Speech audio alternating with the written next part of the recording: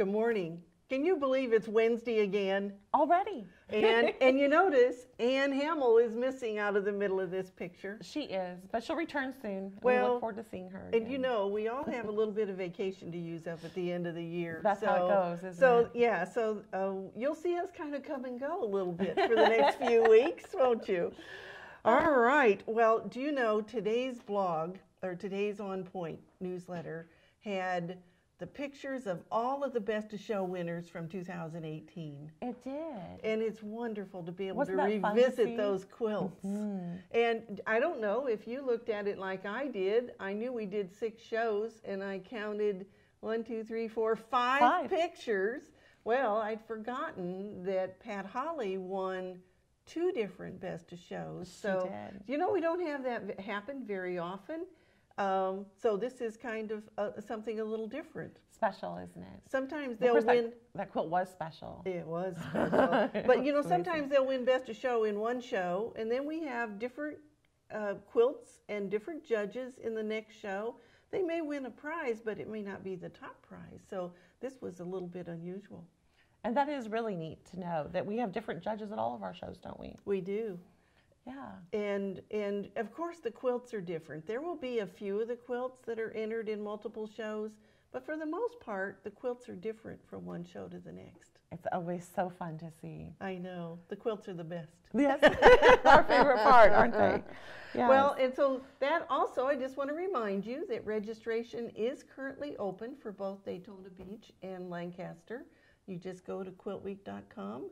And, you know, at each of our shows, we also negotiate reduced rates at the hotels. Oh, well, that's handy. So before you or after you get your registration done, be sure to go back and hit the lodging button and go in, because it should save you a few dollars, especially in Daytona Beach. You know, we're right between the Daytona 500 and their big bike week. So during those 2 events, the rates are usually higher. So go in and check what we have, because I think you'll like those rates. That's very thoughtful. That's wonderful. Well, you know what? If we can save $10, more fabric. More fabric. More fabric. Yes, you're right. Absolutely right. Okay, so we're talking miniatures this week, or this month. This isn't whole month. It? We sure are. And we gave some tips today in On Point for dealing with those tiny pieces.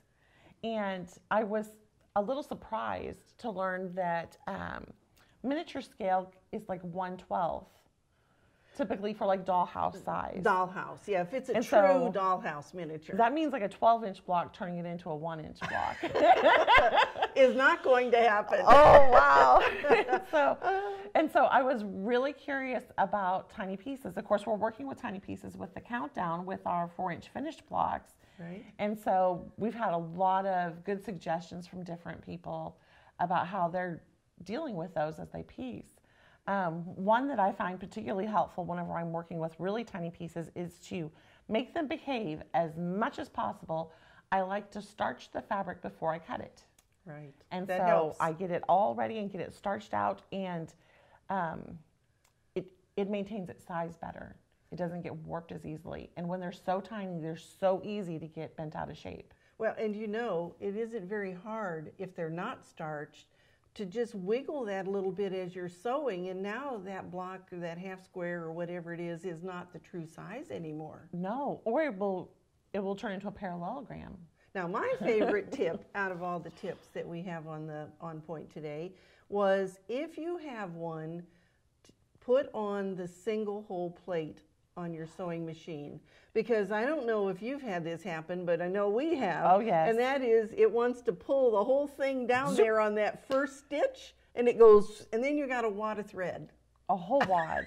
And you know, I will grab my tails and hold those tails, but if that needle's going to push it down that hole, you've got nothing to save there. Yes. Right? Well, so if you don't have the plate particularly, then you really do need to starch that fabric or put some sizing on it. And you know, leaders will help with that. If you will start a scrap first and then bring in your piece after, it'll help keep it out of that going into the bottom of the machine. One of the other important tips was about using rulers. And I know we all have a whole stack of rulers of different kinds, and they're different brands. We might collect them. Oh, well, yes, we do. We do. We don't always use all of them. No. But if you're going to use more than one ruler on this particular project, make sure it's the same brand, because just the thickness of the lines on the ruler sometimes is enough to throw it off if one has a thicker line than the other. So exactly where is that inch line now? That is so true. Last night I was working on one with a dashed line, and I like that for really tiny things so that I can see through the line, so to speak. Right. And I just happened to grab a ruler sitting beside me, and it had thick lines, and I looked at it and I thought, I can't see anything. So I went, what am I doing? So be sure to read all those tips on the blog at aqsblog.com, because if you're doing this project, and I know Emily brought me samples today to look at. Emily made one and Betsy made the other, and they used two different methods. So tell us what you two did. So this is Emily's block, and she paper pieced it. And so to help maintain the accuracy, paper piecing is a real common way today to handle tiny piecing. It lets you have something bigger to hold, and it keeps that little piece of fabric from getting lost or jumping away. And then this one I did, and I just did it. You made the half squares. Right, I made half square triangles and just pieced them together. So I just did regular piecing on a machine. The thing that I did on mine was I didn't commit my backs, my seam allowances to any particular direction. So I started in the center, and to do that, I started in the center and created the row all the way around the center by setting them in frames, doing the little side ones in the top and bottom, because I want to make sure that square stayed square. And I knew if I did it in rows, I could easily distort that square. And so I built from the inside out. You did sections then, and then so you did like side sections, and then you could do it across the top and the bottom. That's exactly it. The rest of it, I just created two side sections, sewed those on, and then the top section and bottom section, and together it went. And that way I could decide my seam allowances as I sewed. And now I know we have a lot of people that are doing this. And you know what? The pictures, when you see them online, are a little bit deceiving because they don't look this tiny. They are so tiny. Which means they're in perfect scale, because if it's a true miniature, you shouldn't be able to tell what size it is. It could be any size. And that's the trick of it, isn't it? And so these are the 4.5 inch unfinished, so they'll be 4 inches sewn in, finished. And then we have a few blocks to show you from the show and tell, and there's so many more on our actual Christmas Countdown Facebook group, and you can see them come at you live. And then the fun thing there is we've got lots of different colorways, and that's been fun to watch the fabric and the colorways. So you can see this one is more of a purple, and blue. Then and the next one, this one is really beautiful, and it uses a soft teal, and that's just really gorgeous and very completely different look. And then here you have the red, white, and black. Aren't they just gorgeous? But they could be any color. They could, really, and you could have all sorts of fun. So we're offering the red and white, and then we're alternate colorway, and you can pick any fabrics you want for it. It's so much fun. Well, keep showing us those quilts, because you know what? It's kind of like Christmas for us when we get to see new blocks show up all the time, and it's so much fun to get to see. Everybody kind of adds their own personal touch. It makes it special. Makes them real special. Well, okay, so we have a free quilt pattern. We do. Today. From the blog, and it's called Rainbow Rail. And this one is, I've been taking this month, and for our free patterns and the member-only patterns, I have been blowing up our Christmas Countdown blocks. And so I took the rail patch that we had that usually has 4 instead of 3, and used a 2.5 inch strip. So I used the Gelato strip pack that we have. It's 40 2.5 inch strips in it, and you can get that at shop@qs.com. And so if they've done it in the 4 inch block size, they're gonna have a blast. Oh my gosh, they'll have this quilt done in no time. And it's set up all on just strip piecing, so you're sewing it up and cutting it apart, and off you go. Off you go. And so it's very fast. Yes. And the really cool thing about that strip pack is that it's an ombre, so that they are the colors meld as you go and change and lighten and darken. And you can like fussy cut where you want those 8.5-inch sections out of those strips. So you can get just the perfect color combination for your little rail block. Oh gosh. So it's very fun. Yes. And then over at member only, for the member only, we have Sleigh Ride. And so some of you may recognize right away because that's a very distinctive countdown block. And I created a bit of an optical illusion with it by setting some sashing that split the color up more. And so it definitely has a lot of movement. And another pretty red and white quilt. It is, and it's a 98-inch quilt, so it's nice and large. A big one. Yes.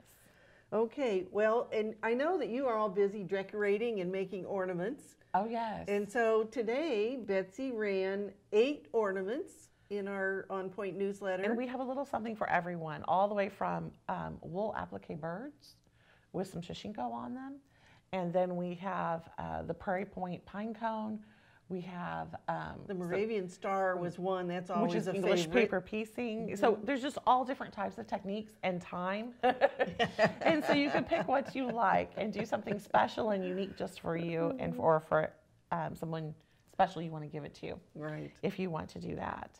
Well, now Anne isn't here. But, she isn't, but we do want to tout. But we do just want to make sure that you all should have gotten your magazine, or it should be in your mailbox, or it should be on its way. And so in the members only section, there are 5 different quilt patterns out of this issue of American Quilter magazine. There are. It is chock full of really beautiful patterns. Yeah, and do you know what? So much one fun. of them, I haven't read every article yet, but one of them I found really interesting was the floor canvas. Oh, wasn't that neat? Where they build it on a piece of canvas and you put it on the floor.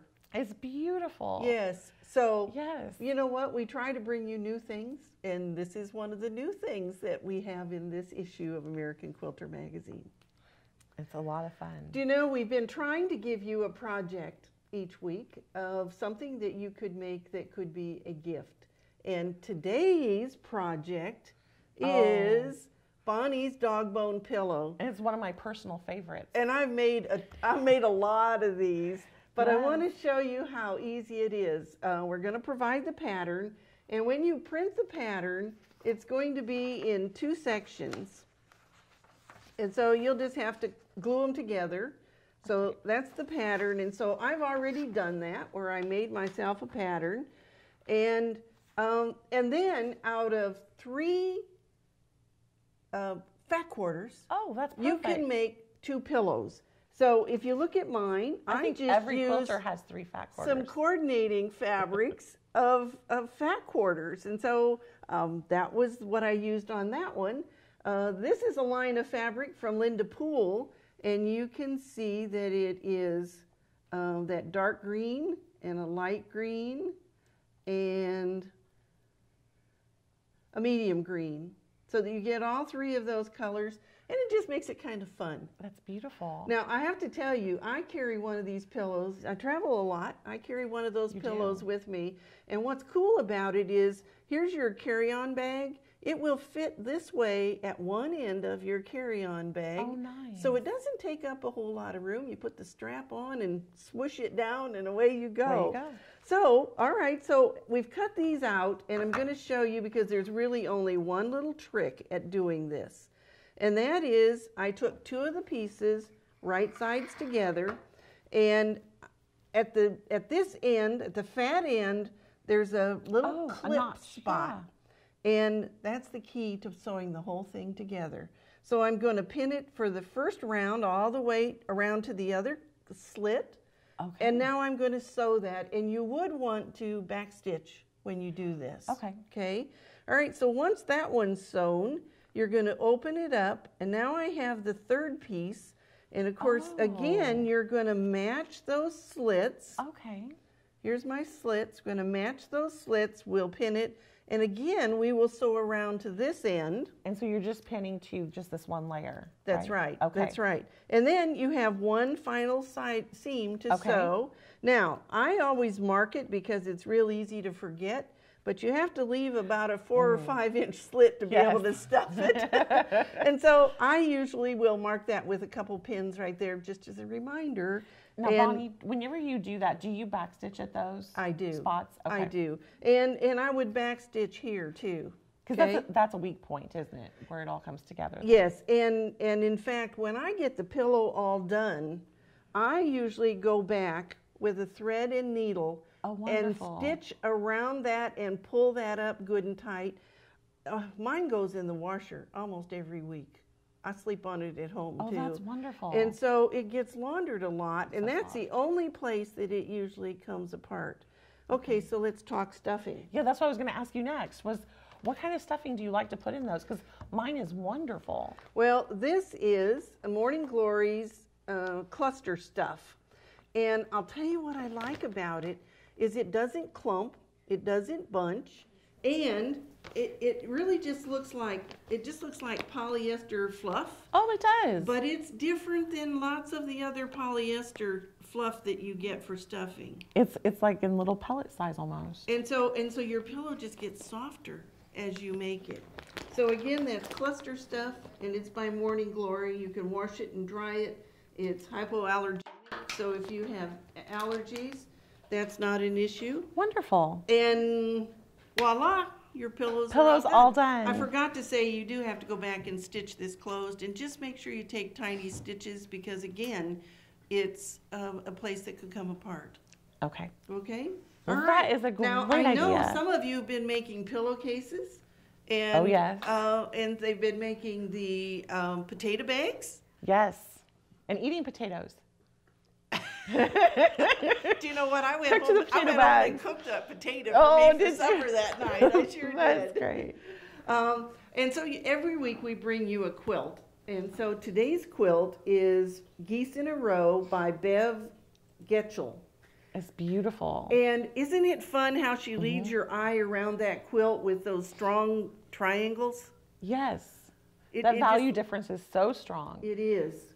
And so it's really a good way to show you how you control what really stands out, and that's with your contrast, light against dark. Yes. And on this particular one, it leads your eye up and down, but it also kind of leads it over the rest of the quilt as well. And I love the change of scale she has in her stripes. She goes from large scale to teeny tiny. And that really creates a lot of visual interest. That looks like 2.5-inch strips too, doesn't it? It does. Yeah. It really does. I bet it was not too, it wasn't a hard pattern to put together. No. Yeah. It's a lot of fun. And of course, anytime we can use strips, you know, that usually means we're going to save some time, at least in cutting. For our next project. Yeah, that's right. That is right. All right, well, we will be back here again next week, and we can't wait to share with you another project that you can make as gifts for those that you love and always enjoy getting handmade gifts. So we'll see you next week.